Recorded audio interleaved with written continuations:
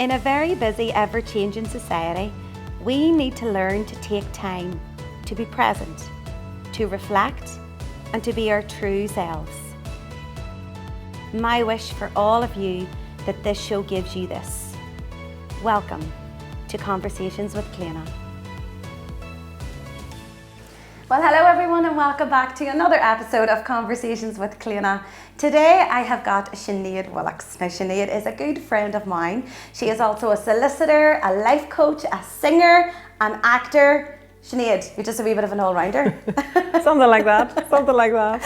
Bit of a creativity genius within you. Where did the creativity come from, Sinéad?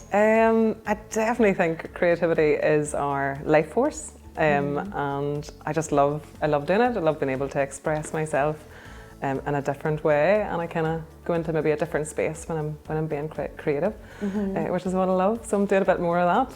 Yeah, and you're so good at it. Like we need to address this. My Belfast Love, right, has over 60,000 views on Facebook, and I was laughing earlier saying Barry probably has watched 59,000 views of those, but you know, seriously, it is such a sensational version of My Belfast Love. For anybody that hasn't heard it, highly recommend you type it into YouTube. Thank you. You have the most unique voice. But what we see here is a pattern of creativity, you know, life coaching, helping other people, and yet your day job during the day, you're a full-time solicitor as well. So, right, let's talk about balance. We haven't talked about balance on this show yet. How do you manage to balance it all? I think really, you know, I guess, and maybe the life coaching and you know, being a solicitor, lawyer, it kind of links into that thread of loving to help people. People come to me as a solicitor and they have problems and you find solutions for them. That kind of entails then, you know, with the life coaching, and I do some corporate workshops more so now. I did something recently with the young accountancy, you know, role there, young professionals, and it's really just kind of getting into the mindset that it doesn't really matter what you do. You don't have to be pigeonholed, you know, as such with just your day job. There are so many other opportunities that are out there. There are so many opportunities to unleash your creativity if you want. I find it personally a very healing aspect, the creative aspect, and it just allows you to unwind in a different way, you know. So. I love it. Love being on stage. and you're so good at it, because every time I see you on Facebook, you're in a different show. Absolutely. So how do you fit that all in? I do have a very wonderful husband called Jonathan, and I guess there's a great balance there between both ourselves to allow us both individually to grow, you know, from a creative aspect and keep that intact. But you know, we work very well together, and it's just great to be able to. You know, if he has the children or I have the children, we both allow ourselves time to take them and then be able to express. And look, it's great for the kids too to get involved and to watch their parents, you know, have this happy space and have, you know, a great time and have a bit of crack too. Well, have a bit of crack, but that's what it's all about, because we don't want to be too serious all the time. That is just too boring. And you know, something like drama and dance, you know, that I was into for 13 years, and prior to that, my full life I was into the theatrics. Yeah. Are your children into it, or is this something they certainly are. They love playing, love dancing. Evelyn plays piano, Amelia plays guitar, and obviously they're in their wee theatre groups and stuff as well. So no, they really love that. And to be honest, the majority of the shows they come with us anyway. You know, we bring them along with us and make it a wee family, you know, bit of family time too. So no, it's great. And that's it's just incredible. I just think that's something so beautiful and something so special to have within your own wee family unit. Sure. It's something that you all can enjoy, because it can be difficult for some families to find common ground. Yeah. You know, what would you recommend to them? Well, look, I just don't think you should be, you know, necessarily limited or think that you have these limits or, you know, inhibitions about anything. So if you really want to do something, you do really, you know, you can make time and set aside time for yourself to do it. I guess for me, you know, the music and the acting and stuff, it's very much a bit of like a self-care ritual for me. You know, other people find maybe going to the gym or doing yoga. I don't really do the gym. I do try, but I find it a bit boring, you know. So you know, you find your own wee alternative, whatever that alternative is, or you know, to kind of unleash that part of you. But I do think it's like a real, it's, you know, it's your life force. Each and every one of us have this, you know, creativity, whatever it is, and once we kind of allow ourselves to get a little bit of stillness and to get into a space, it's just amazing the results that you can achieve in that. Switching off for a little while, you know, switching off from social media, and I'm not the best at social media. I know, I try, but I get the fear, and then I just go, no, this it's is too not much. for everyone. And this is the other, you know, a conversation I wanted to have with you as well, is the pressure that we are put under, not by certain people or places or whatever, just that we feel like we have to be present online, to be seen, to be heard. And I find it difficult sometimes to watch people that I know are very uncomfortable putting themselves out there, but yet feeling they have to promote their message or promote their business. But yet it's something that you've just went along with. I'm good at it. Some days I'll share things, some days I won't. And we were talking about this earlier about posting with purpose. Yeah. You know, to always post with purpose. Sure. And then what comes with that, I should say, is, you know, a goodness from within that is going to inspire and help someone else. Absolutely. You know? And look, I would often get that even maybe when I post, you know, I post a video, and certainly like music videos, I have, Brené Brown talks about this, you know, vulnerability hangover, you know, and sometimes I'll post something and I'll, you know, maybe get yourself out there, and then you kind of retract a little bit, but that's more to do with, you know, stuff going on with me about, you know, being fearful of maybe people seeing you, or maybe being criticised, or some people aren't going to like it, and there's all of this inner stuff that goes on. I think it goes on with a lot of us, you know. So the biggest critic in all of that is myself in many respects, or kind of it has to be perfect maybe, you know, and it's just kind of maybe allowing yourself to put yourself out there, not worry about it, get into the arena. I don't know, I love Brené Brown at the minute, and you know, invite the critics to come on in with you, and if they either like it or they don't like it, you know. So we're doing a bit more of that, so you'll see a little bit more music here by the end of the year, hopefully. Oh, good, because you have such a unique voice. You really do. And tell me this now, so Johnny has now released a new book called The Hairy Fairy. Yeah. Talk to me about this amazing launch coming up now in July. So Johnny, this was his little lockdown baby, and obviously he was doing a lot of homeschooling, and then I was furloughed for a period of time from work. And Johnny went upstairs for about 6 weeks and created 3 children's books. So he got a publishing deal with Pegasus, really, really excited. And so the launch is going to be on the 30th of July in the Galgorm on the Ferry Trail. Wow. And always go back to the Ferry Trail, the Galgorm. The Ferry Trail, it is gorgeous there, the Galgorm. So the launch is happening there, so the children can go off and do the Ferry Trail. Ferry Trail, and there'll be readings, publicity will be out this week in relation to that, so you can get your tickets. But it's Paul and Stacey Mellon who run the Ferry Trail. Just brilliant, absolutely brilliant. So it'll be a full day between 11 and 4, and you'll get a little signature from Johnny on a couple of books, which will be great. And that will be. I'm so delighted for him and for all of you, because there is so much creativity within you all, and that can only benefit the 2 little ones coming up. Totally, they're loving it. Watching you. But here we go with being the supportive partner, right?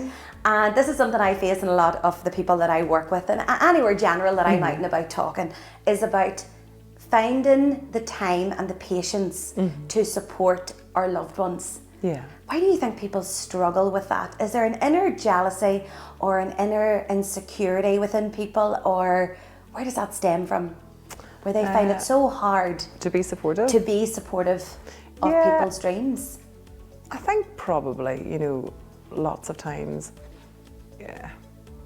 if I say maybe not being supportive, they're not maybe understanding of what the needs are. So, you know, it boils back to then having a balance, you know, what your balance is. So, you know, each of us, and you'll know as well, you know, whenever you're a mummy or you're a daddy, and if you're very hands-on with the kids, whatever, then lots of times your needs don't come first, you know, and that's what it's all about. It's obviously all about the little ones' needs, but it's ensuring that respectfully, you know, that you do respect your partner. Yeah. You know, be supportive of them, and also you know, that they feel that they're supported and that you believe in what they want to do and where they're going. So I do think lots of the time, you know, it says maybe more about ourselves if we're not being supportive or not being kind, you know. But yeah, I think, you know, it's just really, really important to be supportive and to ensure, and that's not always easy maybe, and certainly in the current, you know, climate with, you know, financial pressure and, you know, those extra type of things and tiredness, you know, if little people are about, you're tired and you're grumpy. But it's just working and navigating your way through it. Yeah. And creativity as well was something that maybe wasn't taken seriously once upon a time in this country. Absolutely. And it was just the odd author you heard about, or the odd TV presenter you heard about, and nowadays everyone's an influencer. Everybody thinks that, oh, there's influencers, and everyone has a position in society as being an influencer. Whether you go somewhere, do something, share something. So I think it's learning to take yourself seriously and learning to take those that are in your life seriously as well, and helping them embrace that creativity, because we can get very, you know, one like vision is ours and that's all we see, and we don't see you know, that of often others. So tell us what's ahead now for Sinead, because I don't even know where to start with this one. You're busy with the lawyer, you know, being the lawyer during the day, and you're doing your life coaching as well on the sideline. But with the singing and acting career now, where can we see you on next? Well, definitely by the end of the year you're going to see something by way of me, you know, singing, and I'm working with a studio at the moment.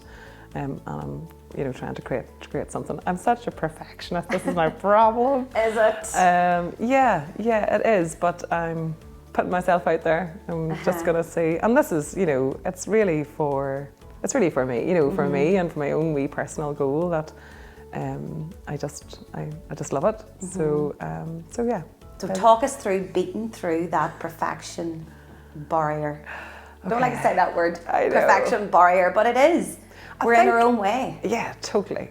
Like, we're our own worst critic. You know, we always are. And you know, obviously I've done a lot of work on myself, and I continue to do that. And I think we all should. But I think really it boils down to this fear and this you know, underlying belief that you're not good. You're not good enough.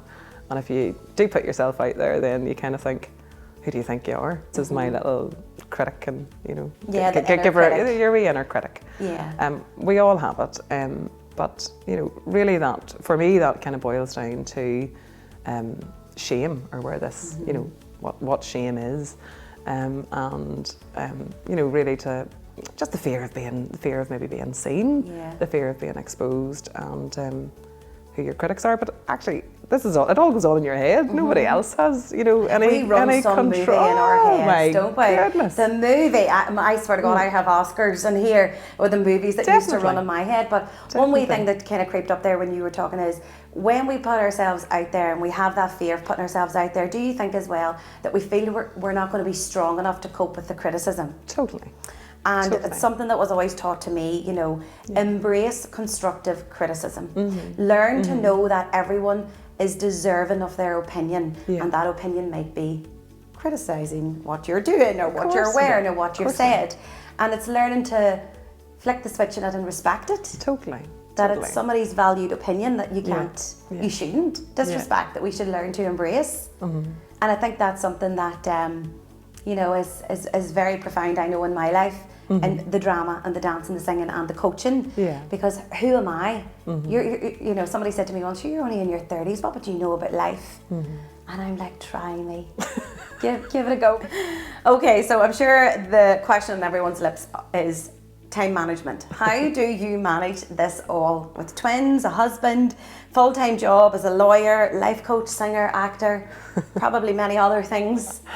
If I put it in these terms, I actually had a client who said to me, now, do you know what the difference is? You operate in gear 6 and other people operate in gear 1. So like I do, you know, I'm able to do things now quite quickly because you get used to what you're doing. But really is, you know, we all have so many hours in the day to do things. To fit it all in. To fit it all in. And you know, it's just a matter of knowing what your time is, knowing what it is. Sometimes that means that you may have later nights, you know, doing a bit more work and that type of thing. But it's all doable. It's all doable. And when you love it, like when exactly. I do love the when you're adding the element, and, the element of enjoyment totally. to it. It gives it a different perspective. It really does. Yeah, it's a bit like you know, a release or just the, you know, the fun aspect of you know, the fun aspect of your day, your day job. And tell us, what is your downtime then? What's my downtime? We'd watch like the odd thing on Netflix, like a series, you know, something like that. Myself and my hubby, but downtime really would be the acting, you know, the rehearsals that are involved around in that. You're meeting other creatives. You're meeting a lot of new people. Certainly the stuff that I've done this year. You know, and the more people you meet, and you kind of surround yourself with people who have, you know, similar interests. And then comes the opportunities. Totally. From all of us. And then, you know, you grow from that and you learn from that, and you put fear in the back seat and say, I'm just going to get out there and see how I get on, you know. Well, that's it. So yeah, no, it's all good.